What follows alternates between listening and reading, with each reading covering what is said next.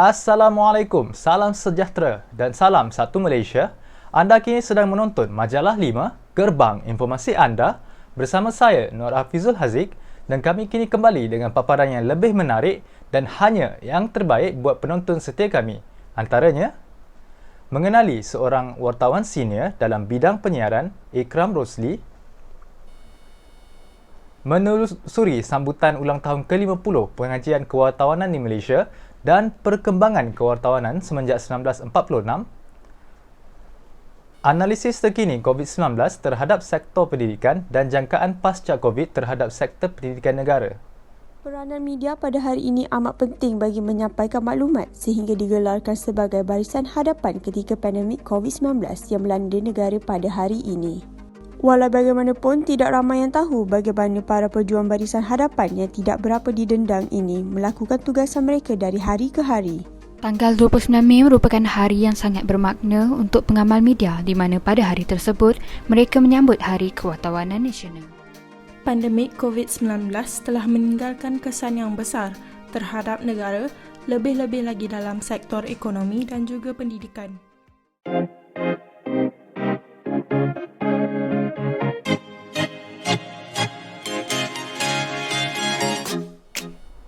Bidang kewartawanan semestinya sudah menjadi satu bidang yang tidak asing lagi di Malaysia.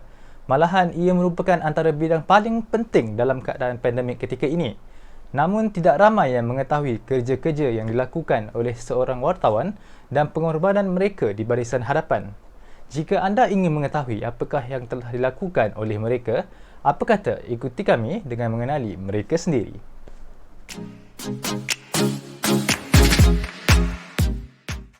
Peranan media pada hari ini amat penting bagi menyampaikan maklumat sehingga digelarkan sebagai barisan hadapan ketika pandemik COVID-19 yang melanda negara pada hari ini. Walau bagaimanapun, tidak ramai yang tahu bagaimana para pejuang barisan hadapan yang tidak berapa didendang ini melakukan tugasan mereka dari hari ke hari. Oleh itu, hari ini Ikram Rosli yang merupakan seorang wartawan telah ditemuduga untuk menerusi kejayaan itu sendiri. Muhammad Nur Ikram bin Rosli atau lebih dikenali Ikram Rosli merupakan wartawan penyiaran yang berasal dari Kuala Lumpur dan beliau sekarang menetap di Kelantan. Demi sebanyak sedikit ilmu yang didapati oleh beliau memulakan karier sebagai wartawan penyiaran sejak dahulu lagi. Bermula titik permulaan karier beliau semuanya bermula di media organisasi bernama. Berdasarkan latar belakang beliau yang pernah menuntut di Universiti Teknologi Mara, Shah Alam menceburi bidang yang diminati beliau iaitu bidang ijazah sarjana muda kewartawanan. Manakala ketika diploma, beliau menceburi bidang komunikasi dan pengajian media di Universiti Teknologi Mara, Lendu. Melanjutkan sesi praktikal beliau di Bernama, menimbulkan rasa minat beliau untuk bekerja di Bernama. Memulakan karier sebagai wartawan penyiaran dengan berjawatan stringer hanya beberapa bulan kemudian ditukarkan dari wires ke TV. Hingga 1948 dan kini bangunan ini dijadikan sebagai perpustakaan di SK Sega. Okey, saya nak tanya Encik Ikram sendiri, adakah jadi wartawan penyiaran ni seronok ataupun banyak sangat kekangan bagi Encik Ikram sendiri? Jadi wartawan sebenarnya memang seronok. Itu je first benda yang boleh bagi tahu sebab berbeza kita adalah kita setiap hari kita akan jumpa dengan dunia baru. Setiap hari kita akan berdepan dengan dunia baru. Benda baru, dunia baru tu maksudnya benda baru. So tak semua benda tu adalah sama tiap-tiap hari. Means hari ni story kita pasal contoh hari ni cerita kita pasal crime. So kita jumpa scene, kita kena pergi scene crime apa semua. Esok kita kena cover politik, kita jumpa dengan orang politik apa semua. So benda tu semua tu baru. Dan dia sebenarnya seronok tu yang seronok lah kalau kita, tapi ada mungkin orang yang minat berada di depan TV ni mungkin bagi dia seronok sebab yelah untuk bercakap depan TV tu apa semua, tapi mungkin ada orang yang tak jenis yang suka depan TV, dia suka di belakang tabir. Tapi kalau kita dah dalam broadcast jurnalis ni tak nak kita kena buat stand up, kena buat live cross, benda-benda tu sangat best dan mencabar sebenarnya. Dilahirkan sebagai seorang sangat ekstrovert, personaliti ekstrovert beliau mendorong menjadi lebih terbuka dan berani berkata-kata di halayak orang ramai maupun di depan tabir. Kalau ikutkan daripada latar belakang Cik Iyam pun memang daripada sekolah rendah, sekolah menengah, memang kita ni suka berada di atas pentas, suka berada di depan audience. So, bila Cik Iyam ditukarkan dekat Bernama TV time tu, Cik Iyam tak ada rasa macam, tak boleh buat. Dia tak ada pun maksudnya, tapi sebenarnya dia happy lah, maksudnya, mungkin aku nak juga benda ni, sebenarnya aku selama ni, ini yang aku nak. Sebab masa kita belajar jurnalis pun, dia ada broadcast jurnalis. So Cik Iyam kat situ fikir, ada subjek yang boleh kita, maksudnya kita journalism ni, budak journalism ni, budak ni dia ada, maksudnya besar sangat, luas sangat skop kita ni. Jadi Cik Iyam tak letak kita ni bila kita belajar jurnalis ni, jadi reporter kena ni, tak. Salah sebenarnya. Sebenarnya luas sangat. Kita punya bidang ni sangat luas, kita boleh apply banyak benda. Jadi bila Cik Iyam dapat benda-benda macam ni, bagi kita okey lah, sebab kita pun memang jenis yang suka bercakap, suka, orang kata suka. Benda tu tak ada masalah. Sebenarnya cerita tak ada masalah lah untuk Cik Iyam sebenarnya. Ikram Rosli terlibat dengan banyak aktiviti luar yang memberi pengalaman yang berharga kepada diri beliau, iaitu antaranya terlibat dalam aktiviti pilihan raya kecil atau lebih dikenali PRK. Contohnya pilihan raya yang beliau terlibat adalah Balakong, Seri Setia, Port Dickson, Cameron Highlands, Kimanis, Rantau, Chini dan juga PRS Sabah. Bukan sahaja beliau terlibat dalam aktiviti di hadapan tabir, malahan beliau mengambil peranan juga dalam tugasan penyuntingan. So macam mana kita olahkan bentuk story tu, kadang-kadang ikut house style masing-masing. Dan macam Cik Iyam, kita ada words tu, kalau kita kata ada apa orang kata, titik-titik, ada tolak-tolak, so kat situ ada koma. Jadi dekat situ reader dia tahu cara nak baca, macam mana nak sekat dia, macam mana berhenti nada dia, intonasi dia kat situ. Jadi sebab tu sebenarnya kita belajar semua. Dalam broadcast journalist ni kita belajar semua daripada A sampailah Z, daripada walaupun sekecil-kecil benda tu, hakikinya kita adalah seorang penulis, kita adalah seorang wartawan, tetapi sebenarnya kita juga buat kerja-kerja seperti seorang pembaca berita, kita juga buat kerja seperti seorang cameraman, kita juga buat kerja seperti seorang editor. So kita dah merangkumi semua tu, benda tu. Jadi cuma dalam erti kasar tak nampaklah sangat, cuma memang itu benda yang kita dipraktikkan dalam dunia broadcast jurnalis. Ikram Rosli juga pernah mendapat anugerah dalam mengeluarkan dokumentari terbaik bertentangan kemasyarakatan. Dan tidak lupa juga anugerah yang diperolehi dari pihak NGO dan CIDB berkisarkan tentang Cerun Bukit. Story-story yang macam ni, kita bukan saja kita membantu orang tahu. Maksudnya kita bantu orang kampung, orang setempat, masalah-masalah yang dihadapi. Tapi sebenarnya kita mencari penyelesaian macam mana orang tu nak buka mata kepada orang-orang yang berkuasa. Sebanyak sedikit perkongsian ilmu bersama beliau, Ikram Rosli, yang telah banyak meninggalkan kesan dalam dunia kewartawanan penyiaran. Beliau berharap lebih ramai orang muda berminat untuk menyertai dunia kewartawanan dan menasihati agar sentiasa positif dan tidak sombong bagi meneruskan dalam bidang kewartawanan. Saya Ikram Rosli bersama juru kamera Muhammad Salim, Chini Pahang, Bernama TV.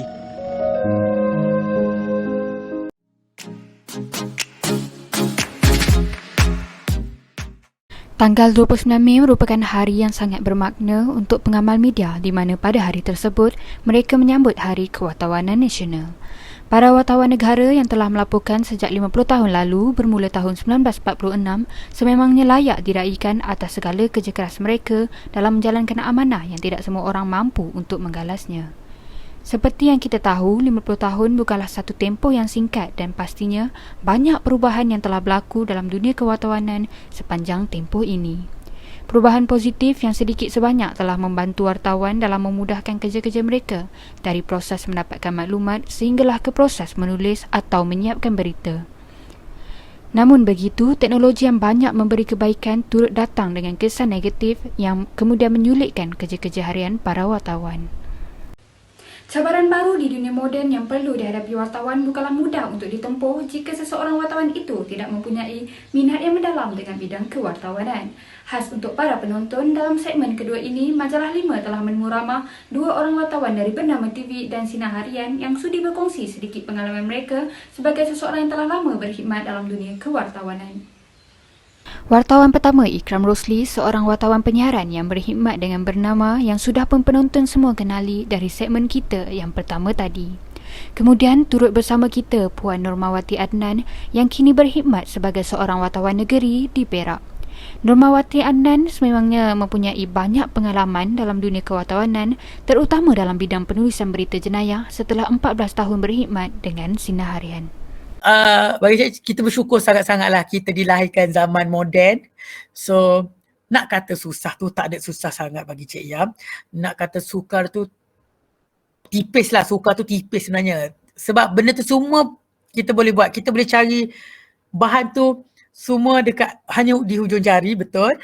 So, cuma persaingan kita adalah, yelah, mungkin zaman dulu, macam Cik Yam kata tadi, cabaran dia adalah media sosial lah. Diorang tak maksudnya zaman diorang tu tak macam kita ni lah yang teknologi kita ni. So cabaran kita adalah teknologi kini. Jadi peranan media tu nampaknya semakin meluas lah. Nampak macam tak ada sempadan dah dan merentasi semua aspek dah.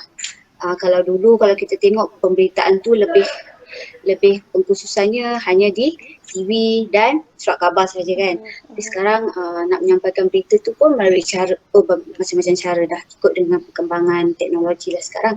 Tapi dari segi peranan tu memang nampak semakin mencabar lah sebab sekarang pembaca semakin aktif. Aktif tu maksudnya mereka sendiri yang tentukan apa yang diorang nak. Apa yang diorang mahukan dari segi berita tu. Sebab tu kalau adik tengok diorang lebih suka page viral daripada mereka baca media laporan media arus perdana ni, tapi dalam masa sama diorang dapatkan info-info tambahan daripada media-media viral ni sebab kat situ diorang tak ada gap. Meskipun mempunyai cabaran tersendiri, kedua-dua wartawan ini masih bersetuju bahawa teknologi banyak membantu mereka untuk berbakti dalam bidang kewartawanan. Normawati Adnan dan Ikram Rosli turut mempunyai harapan yang tinggi terhadap bidang kewartawanan untuk terus maju di masa hadapan. Bidang kewartawanan itu sendiri dan juga media itu sendiri berupaya untuk menjadi sebuah kelompok yang boleh melahirkan masyarakat yang bertindak mengikut etika jugalah kan. So kalau boleh cuba untuk kurangkan dan cuba untuk elakkan sama sekali kita menulis di platform-platform media sosial ni mengenai perkara-perkara macam tu, maksudnya luahan. Memang orang akan kata, lantak akulah tu, aku punya media sosial, aku tulis apa, ikut akulah. Ya betul. Tak ada masalah. Tapi fikir 1000 kali untuk kita menulis benda-benda yang mencuba untuk menjatuhkan orang, untuk mengaibkan orang. Bagi Cik Yam tak perlu. Kalau rasa sakit hati pun macam mana sekalipun, tulislah dekat PC sendiri ke apa semua, tulislah luahan tu. Maksudnya kita tak nak nampak kita seorang reporter yang sama taraf dengan orang yang tidak berilmu.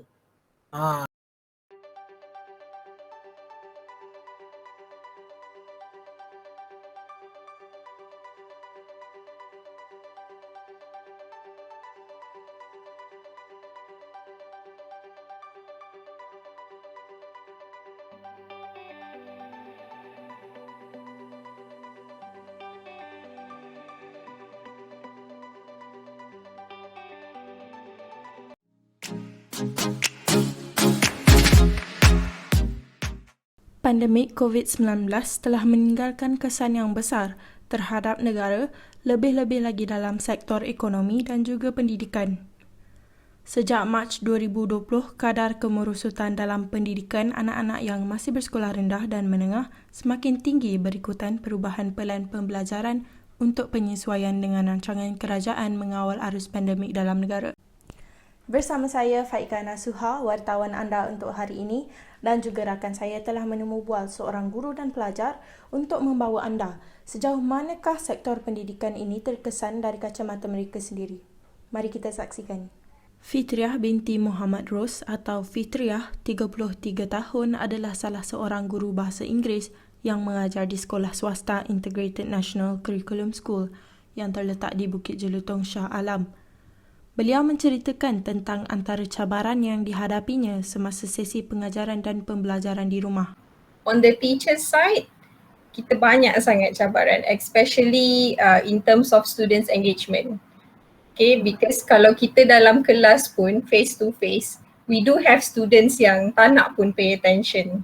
Okay, and then you have to like call their names.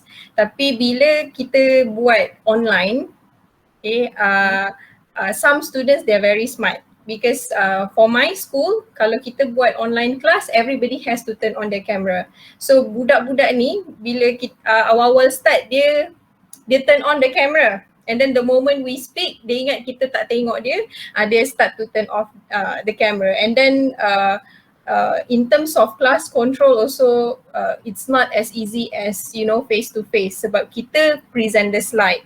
And then when we use like my school are using Google Meet, okay, for the first PKP, Google Meet dia tak canggih sangat. So once you present your slide, you can only see 4 people termasuk you.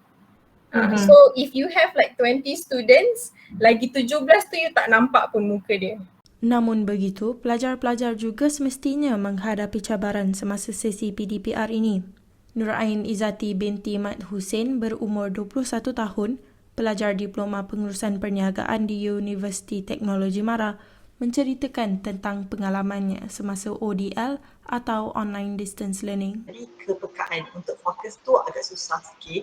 Yang ketiga adalah macam devices teknologi. Macam kalau ada teknologi tu dia bila dia dah sedikit lama, macam saya ada masalah dengan saya punya laptop ni, dia sedikit lama. Jadi dia agak macam selalu ada stuck kan. Jadinya itu adalah antara salah satu masalah saya. Dan juga seterusnya adalah untuk jenis macam dari segi nota mencari yang bahan oleh lecturer, mencari bahan. Nota yang telah diberikan oleh lecturer cukup, tapi sekiranya saya tidak peka dengan nota dan tugasan yang diberikan oleh lecturer, ia akan menjadi satu masalah kepada saya sebab dia susah untuk saya teruskan pembelajaran ni lah.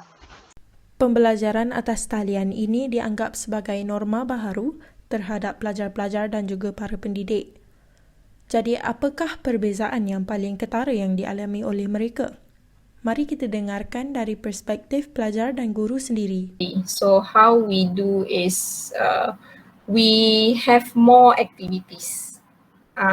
So rather than kalau dekat sekolah kita tak banyak sangat aktiviti. I mean bukanlah kita tak banyak, tapi we do it accordingly. But for online learning, kita banyakkan aktiviti sebab kita tak nak students rasa boring.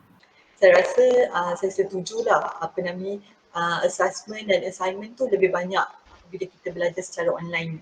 Macam physical class dulu, saya rasa assessment diberikan di awal semester dan kita tahu yang deadline dia adalah pada hujung semester kan. Tapi bila online ni assessment ada pada 2 minggu, selang 2 minggu, selang 3 minggu, kerana dia macam nak cepatkan proses pembelajaran kita ni ada.